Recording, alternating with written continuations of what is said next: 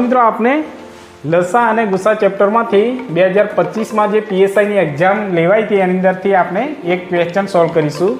તો સૌપ્રથમ આપણે રકમ જોઈએ તો અહીંયા 5, 10 અને 15નો લઘુત્તમ સામાન્ય અવયવ શોધો। બરાબર, અવયવી શોધો। તો અહીંયા આપણે એલસીએમ શોધવાનું છે। તો સૌપ્રથમ આપણે શું કરીશું, આપણે સાદી રીતથી અહીંયા દાખલો કરીએ। આની ઘણી બધી રીતો છે, બરાબર। તો જો મિત્રો અહીંયા 5, 10 અને 15, ચાલો 2 વડે ભાગે છે તો 5 દુ 10 થશે, બરાબર। ચાલો 5 ના 5 એમને એમ રાખીશું, અહીંયા પણ 15 એમને એમ રાખીશું।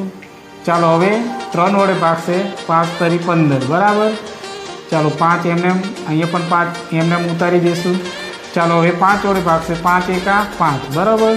તો અહીંયા કુલ કેટલા થયા, 2 ગુણ્યા 3 ગુણ્યા 5, તો 5 તરી 15 ને 2 30, બરાબર। તો અહીંયા આપણો કેટલો જવાબ આવશે, 30। તો ઓપ્શન નંબર બી આપણો સાચો આન્સર।